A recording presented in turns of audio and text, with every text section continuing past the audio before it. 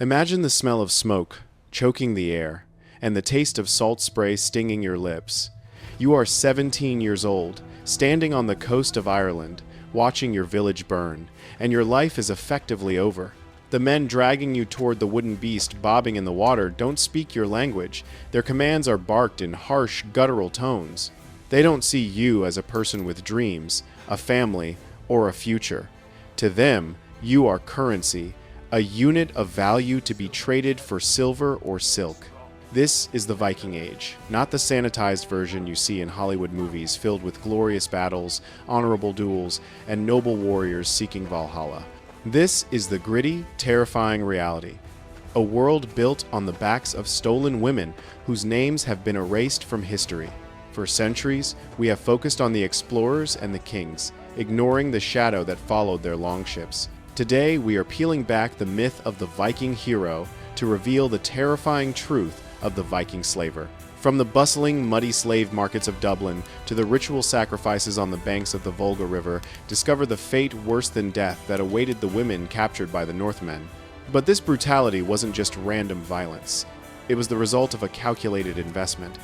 We often think of Vikings primarily as explorers or warriors, driven by a sense of adventure or political expansion, but their true engine was human trafficking.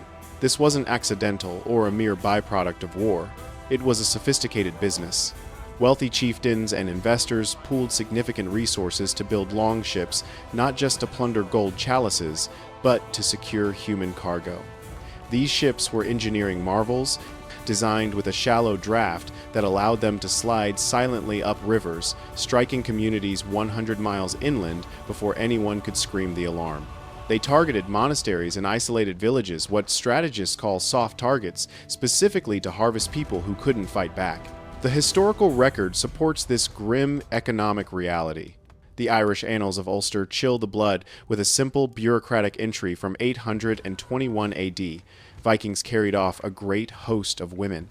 This phrase appears repeatedly, indicating that these were not skirmishes, but mass abduction events.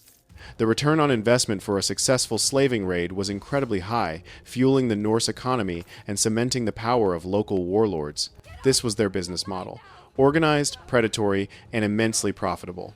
However, once the raid was over, the true nightmare for the captives was only just beginning.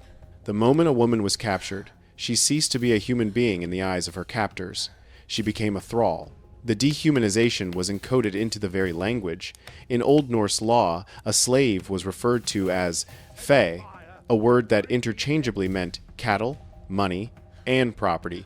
She had no legal rights, no family connections that the law recognized, and no name other than the one her master gave her. Her master could beat her, rape her, or kill her without facing any legal penalty, just as a farmer might dispose of a sheep. Bound and thrown into the bottom of a longship, she faced weeks of exposure to the freezing North Atlantic. Crammed in with livestock, plunder, and other weeping captives, she would have endured seasickness, hypothermia, and the constant terror of the open ocean. Those who survived the voyage didn't find relief. They faced the terror of the slave markets. Dublin wasn't just a settlement. It was the western hub of a human misery network, a central processing center where captives were sorted and sold like livestock. Yet Dublin was merely the western gateway to a much larger, global web of suffering. The geographic reach of this trade was staggering, connecting the icy north to the heat of the Middle East. Vikings didn't just keep slaves for their own farms, they exported them on an industrial scale. The Volga trade route was a superhighway of suffering, funneling women captured in Britain, Ireland, and the Slavic lands down through Russia to the wealthy markets of Constantinople and Baghdad. The Vikings, known in the East as the Rus, were the middlemen in a global exchange of flesh for luxury goods. The evidence of this commerce is undeniable. Tens of thousands of Islamic silver dirham coins found buried in hoards across Scandinavia today are the cold receipts for these sold lives. We have eyewitness testimony to this brutality. The 10th century Arab diplomat Ahmad ibn Fadlan witnessed this trade firsthand on the banks of the Volga. He described Rus traders publicly abusing their female captives to demonstrate their value to potential buyers. A sickening sales pitch performed on a human body to prove its health and submission. For the women who weren't sold abroad to the caliphate, The domestic reality was a grueling existence of endless toil. For the women kept by the Vikings in Scandinavia or their colonies, life was a grind of endless, back-breaking labor. As a thrall, a woman was expected to work from the moment she woke until she collapsed. She was the first to rise to tend the hearth fire, and the last to sleep. But beyond cooking and cleaning, she powered the textile industry. Creating the wool sails that powered Viking ships required thousands of hours of spinning and weaving, work largely done by enslaved women. Skeletal analysis of remains from this era shows that thralls suffered from malnutrition and extreme physical stress compared to their masters, their bones twisted by heavy loads and repetitive motion. But labor was only half the nightmare. Sexual exploitation was the societal norm. The sagas casually mention powerful men keeping friller concubines. These women, often high-born captives like the Irish princess Melkorka in the Laxdala saga, lived in a humiliating limbo. They were forced to share the longhouse with the wives of the men who enslaved them, serving the legitimate family while bearing illegitimate children who would inherit their mother's enslaved status. This widespread sexual exploitation didn't just ruin individual lives, it permanently altered the genetic map of nations. This sexual slavery wasn't just a footnote in history books, it built entire nations. Modern science has revealed the extent of this gendered violence. DNA studies conducted on the population of Iceland reveal a shocking truth about the settlement period. While approximately 80% of the male settlers carried Norse DNA, over 62% of the female settlers carried Gaelic DNA originating from Ireland and Scotland. The implication is clear and disturbing. These women didn't emigrate willingly. They were abducted from their homes and transported across the ocean to populate a new land. They are the founding mothers of Iceland, but they arrived in chains, not as pioneers, but as prisoners. Their legacy is written in the blood of the modern population, a silent, biological testament to a mass gendered migration fueled by violence and coercion. While these women survived to become ancestors, others faced a final, fatal duty to their masters. But the darkest fate was reserved for the unlucky few.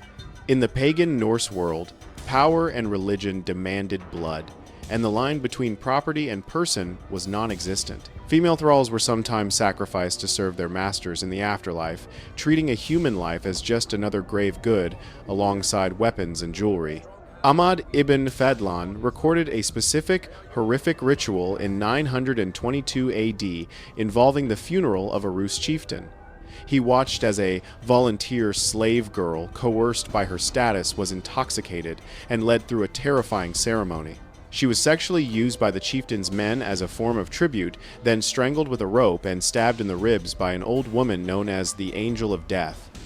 During her murder, men beat their shields with sticks to drown out her screams, not to save her, but to stop other slave girls from panicking and refusing to volunteer in the future. This wasn't a fantasy story, it was a funeral rite.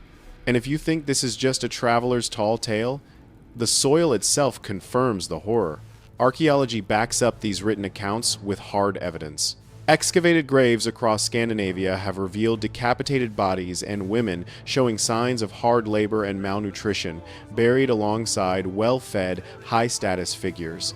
These were not family members. They were human sacrifices, sent to serve in eternity, just as they served in life.